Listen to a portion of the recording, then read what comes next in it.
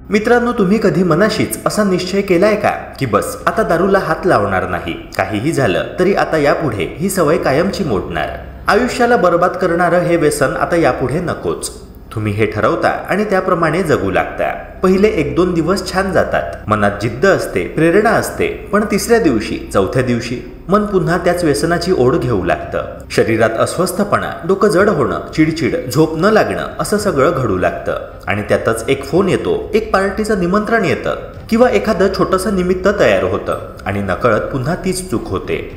मित्रांनो, ही कथा फक्त तुमच्या एकट्याची नाहीये. रोज जगभरातील हजारो लोक हा संघर्ष करतात. दारूच्या व्यसनाशी, शरीराच्या सवयींशी आणि मनाच्या पकडीशी लढा देतात. दारू म्हणजे फक्त बाटलीतलं पेय नाही, ती एक सवय आहे, एक साखळी आहे, एक मानसिक आणि भावनिक जाळं आहे, ज्यातून बाहेर पडणं कधी कधी अशक्य वाटतं. दारूमुळे आयुष्याची अधोगती हा एक हळूहळू होणारा पण गंभीर परिणाम आहे. सुरुवातीला दारू केवळ आनंदासाठी किंवा ताण कमी करण्यासाठी घेतली जाते, पण हळूहळू ती सवय बनते आणि आयुष्याच्या अनेक पैलूंवर नकारात्मक परिणाम घडवू लागते. व्यसन वाढल्याने शारीरिक आरोग्य बिघडू लागतं. यकृतांच्या आजारांपासून हृदयविकार, पचनसंस्था आणि मेंदूवर होणारा परिणाम यापर्यंत अनेक समस्या निर्माण होतात. व्यावसायिक जीवनात लक्ष कमी होणं, कामगिरी घसरणं आणि आर्थिक अडचणी यामुळे व्यक्तीचा आत्मविश्वास आणि समाजातील स्थान दोन्ही कमी होऊ लागतं. घरातील लोकांसाठी हे एक भावनिक ओझं ठरतं. दारूच्या नशेत होणारे वाद, भांडणं, अपमानजनक वर्तन आणि दुर्लक्ष यामुळे कुटुंबातील सदस्यांना सतत तणाव आणि असुरक्षितता जाणवते. लहान मुलांवर देखील याचा नकारात्मक परिणाम होतो. त्यांना भीती, असुरक्षितता आणि कधीकधी मानसिक आघात बसतो. पती पत्नीतील नातेसंबंध बिघडणे, आर्थिक ताण वाढणे आणि घरातील वातावरण अस्थिर होणे हे दारूमुळे होणाऱ्या मनस्ताप आणि तंट्यांचे थेट परिणाम आहेत. अशा परिस्थितीत संपूर्ण कुटुंबाची मानसिक शांतता आणि एकमेकांवरील विश्वास कमी होतो. पण मित्रांनो, आनंदाची गोष्ट म्हणजे ही चेन मोडणं शक्य आहे. हो, मान्य आहे की यासाठी धैर्य लागतं, वेळ लागतो आणि योग्य मार्गदर्शन लागतं. पण एकदा तुम्ही हे जाळं तोडलं तर तुम्हाला फक्त दारूचं व्यसन सुटत नाही, तर तुम्हाला परत मिळतं तुमचं आरोग्य, तुमची शांत झोप आणि आयुष्य जगण्याची खरी ताकद. तेव्हा मित्रांनो, आजच्या व्हिडिओमध्ये आपण सविस्तरपणे पाहणार आहोत दारूच्या व्यसनामागची खरी कारणं, ती कशी मोडायची आणि 5 सोपे पण प्रभावी उपाय ज्यांच्या मदतीने हजारो लोकांनी कायमची दारू सोडली आहे. उपाय क्रमांक 1, कारण शोधा. दारू सोडण्यासाठी सर्वात महत्त्वाचं आणि पहिलं पाऊल म्हणजे स्वतःला प्रामाणिकपणे विचारणं की मी दारू का पितो. काही जण ताण कमी करण्यासाठी दारूकडे वळतात, तर काहींना एकटेपणातून सुटका हवी असते. काहींसाठी ही केवळ एक सवय असते जी नकळत त्यांच्या जीवनाचा भाग बनलेली असते. जोपर्यंत या मूळ कारणाचा शोध घेतला जात नाही तोपर्यंत त्यावर योग्य उपाय करणं कठीण होतं. कारण हे कारणच व्यसनाची मुळं मजबूत करतं आणि त्याकडे दुर्लक्ष केल्यास बदल घडवणं अशक्य होऊ शकतं. मित्रांनो, शैलेश हा पुण्यातला 35 वर्षांचा इंजिनियर. याचं आयुष्य ह्याच गोष्टीचं उदाहरण आहे. त्याच्या ऑफिसमधील सततचा ताण, घरातले प्रश्न आणि यामुळे आलेला मानसिक थकवा यामुळे त्याने रोजच्या दिवसाचा शेवट एक पेग घेऊन करायला सुरुवात केली. सुरुवातीला हे त्याला आराम देत असल्यासारखं वाटलं, पण हळूहळू ती त्याची सवय बनली आणि त्याचं आयुष्य दारूभोवती फिरू लागलं. एक दिवस मात्र शैलेशने ठरवलं की तो या साखळीला तोंड देणार. त्याने स्वतःच्या व्यसनामागील कारण स्पष्टपणे ओळखलं, सततचा ताण. मग त्याने स्ट्रेस मॅनेजमेंट कोर्समध्ये नाव नोंदवलं. श्वसनतंत्र, व्यायाम आणि मानसिक स्थिरतेच्या पद्धती शिकल्या.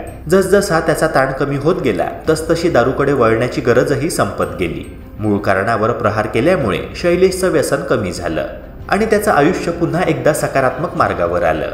उपाय क्रमांक 2, पर्याय ठेवा. सवय मोडण्याच्या प्रक्रियेत सर्वात मोठा शत्रू म्हणजे रिकामेपणा. जेव्हा आपण एखादी सवय सोडायचा प्रयत्न करतो तेव्हा ती निर्माण करणाऱ्या परिस्थितीत अचानक पोकळी निर्माण होते. उदाहरणार्थ, दारू सोडण्याचा निर्णय घेतल्यावर त्यावेळेला आपण काय करणार हा प्रश्न उभा राहतो. जर काहीही पर्याय नसेल तर मन सहज जुन्या सवयीकडे परत ओढलं जातं. म्हणूनच हात रिकामा ठेवू नका. दारूच्या ऐवजी हर्बल टी, फळांचा रस, लिंबू पाणी किंवा इतर आरोग्यदायी पेय हातात ठेवा. हा पर्याय निवडण्यामागचा हेतू फक्त पेय बदलणे नसून ती वेळ आणि ती सवयीची जागा आरोग्यदायी कृतीने भरून काढणे आहे. जेव्हा हातात पेय असतं तेव्हा मनाला तात्पुरता दिलासा मिळतो की आपण आपली दिनचर्या कायम ठेवली आहे. ही एक प्रकारची मानसिक युक्ती आहे जी जुन्या सवयींचं चक्र तोडण्यात मदत करते. आणि मित्रांनो, यालाच मनाला फसवणं पण चांगल्या मार्गाने असं म्हणतात. इथे फसवणं म्हणजे स्वतःला चुकीच्या मार्गावर नेणं नाही, तर जुन्या नकारात्मक सवयीला सकारात्मक पर्याय देऊन हळूहळू ती पूर्णपणे बदलणं आहे. अशा छोट्या छोट्या युक्त्यांनी मेंदूला नवीन सवय स्वीकारायला मदत होते आणि व्यसनमुक्तीचा प्रवास अधिक सोपा होतो. उपाय क्रमांक 3, सपोर्ट सिस्टीम. दारू सोडण्याच्या प्रवासात एकट्यानं लढणं अनेकांसाठी कठीण ठरतं, कारण व्यसन केवळ शारीरिक नाही तर मानसिक पातळीवरही खोलवर रुजलेलं असतं. जेव्हा एखादा व्यक्ती हा प्रवास गुपचूप करतो तेव्हा त्याला समर्थन, समजून घेणं आणि प्रोत्साहन यांचा अभाव जाणवतो. त्यामुळेच आपल्या मित्र परिवाराला स्पष्टपणे सांगणं महत्त्वाचं आहे की आपण दारू सोडण्याचा प्रयत्न करत आहात. यामुळे ते आपल्याला योग्य मार्गदर्शन, साथ आणि परिस्थिती हाताळताना मदत करू शकतात. याशिवाय अल्कोहोलिक्स अनोनिमस किंवा अशा प्रकारच्या सपोर्ट ग्रुपमध्ये सामील होणं अत्यंत फायदेशीर ठरतं, कारण तिथे एकमेकांच्या अनुभवातून शिकण्याची आणि एकमेकांना प्रेरणा देण्याची संधी मिळते. अजयची कथा याचं उत्तम उदाहरण आहे. सुरुवातीला त्याला वाटत होतं की हा प्रवास त्याने एकट्याने पार करावा, पण त्याच्या एका मित्राने त्याला सपोर्ट ग्रुप जॉईन करण्याचा सल्ला दिला. पहिल्या दिवशी तो ग्रुपमध्ये शांतपणे बसून ऐकत होता, पण जसजसे लोक आपापले अनुभव शेअर करू लागले तसतसं त्याला जाणवलं की तो या संघर्षात एकटाच नाही. त्याच्यासारख्या अनेक लोकांना याच आव्हानांचा सामना करावा लागत आहे.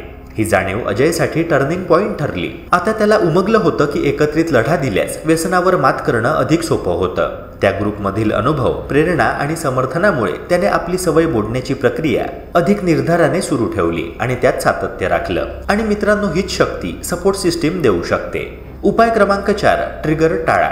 दारू सोडण्याच्या सुरुवातीच्या काळात आपले वातावरण बदलणं अत्यंत महत्त्वाचं असतं. आपण ज्या ठिकाणी, ज्या लोकांसोबत किंवा ज्या परिस्थितीत दारू पिण्याची सवय होती त्या गोष्टींमधून काही काळासाठी स्वतःला दूर ठेवणं गरजेचं आहे. कारण ही ठिकाणं आणि लोक आपल्या मनात जुनी सवय पुन्हा जागवू शकतात आणि फक्त एकदा असं म्हणत आपण पुन्हा जुन्या चक्रात अडकू शकतो. त्यामुळे विशेषतः सुरुवातीचे 90 दिवस हे काळजीपूर्वक हाताळणं आवश्यक आहे. या काळात मेंदू आणि शरीर दोन्ही हळूहळू नव्या जीवनशैलीशी जुळवून घेत असतात आणि त्यासाठी स्थिर व सुरक्षित वातावरण लागते. हो, असं करताना थोडं एकटं राहावं लागेल, काही सामाजिक कार्यक्रम टाळावे लागतील आणि कदाचित काही जुने मित्र, सवंगडींपासून तुम्हाला अंतर ठेवावं लागेल. सुरुवातीला हे कठीण वाटू शकतं, पण ही तात्पुरती पायरी दीर्घकाळासाठी अत्यंत फायदेशीर ठरते. या वेगळेपणाचा उद्देश आपल्याला स्वतःवर नियंत्रण ठेवण्यासाठी आवश्यक ती जागा आणि वेळ देणं आहे. हे काही दिवसांचं एकटेपण तुम्हाला आयुष्यभरासाठी मिळणाऱ्या स्वातंत्र्याचं आणि व्यसनमुक्त जीवनाचं पायाभूत साधन ठरतं. उपाय क्रमांक 5, प्रगती नोंदवा.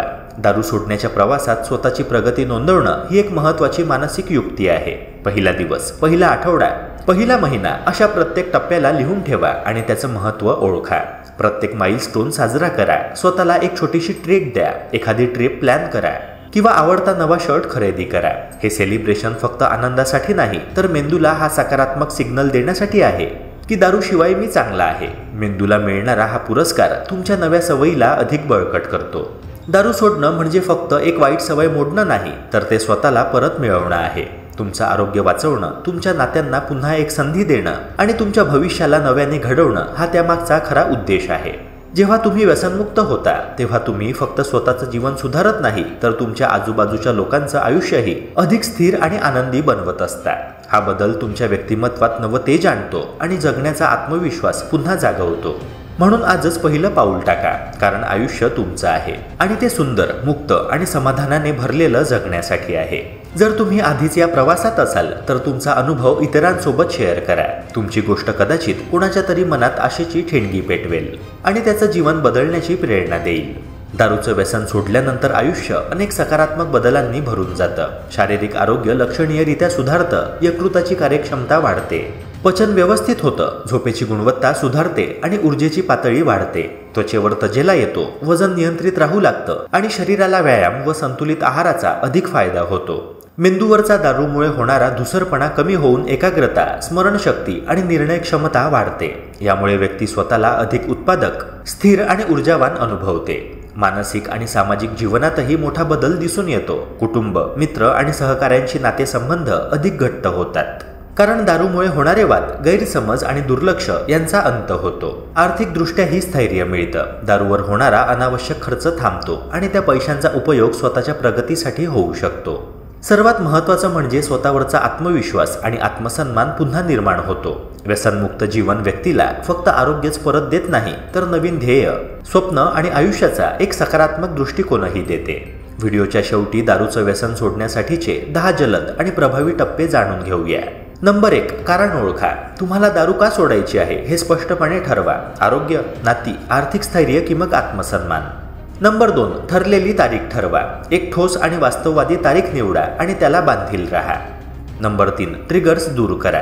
घरात किंवा आजूबाजूला असलेली दारू आणि संबंधित वस्तू काढून टाका. नंबर 4, सपोर्ट नेटवर्कला सांगा. मित्र, कुटुंब किंवा विश्वासू व्यक्तींना तुमचा निर्णय सांगा, जेणेकरून ते तुमच्या पाठीशी उभे राहतील. नंबर 5, सपोर्ट ग्रुपमध्ये सामील व्हा. अल्कोहोलिक्स अनोनिमस किंवा ऑनलाईन कम्युनिटीमध्ये सामील होऊन जबाबदारी आणि प्रोत्साहन मिळवा. नंबर 6, आरोग्यदायी पर्याय ठेवा. हर्बल टी, फळांचा रस, लिंबू पाणी किंवा स्पार्कलिंग वॉटर हाताशी ठेवा. नंबर 7, ताण कमी करण्याचे मार्ग शोधा. व्यायाम, ध्यान, छंद जोपासणे किंवा सर्जनशील उपक्रमांचा आधार घ्या. नंबर 8, धोकादायक परिस्थिती टाळा. पार्टी, बार किंवा दारू पिण्यास प्रवृत्त करणाऱ्या लोकांपासून विशेषतः पहिल्या 90 दिवसांत दूर राहा. नंबर 9, प्रगती नोंदवा. तुमचे सोबर डे लिहून ठेवा आणि प्रत्येक माइलस्टोन साजरा करा. नंबर 10, व्यावसायिक मदत घ्या. आवश्यक असल्यास तज्ज्ञ, थेरपिस्ट किंवा व्यसनमुक्ती केंद्रांचा सल्ला घ्या. मित्रांनो, आशा करतो की हा व्हिडिओ तुम्हाला महत्त्वपूर्ण वाटला असेल. अशाच प्रकारच्या माहितीपूर्ण कंटेंट्सकरिता आपल्या यूट्यूब चॅनलला सबस्क्राईब करून बेल आयकनला नक्की प्रेस करा. भेटूया पुन्हा एका नव्या व्हिडिओसह. जय हिंद, जय महाराष्ट्र.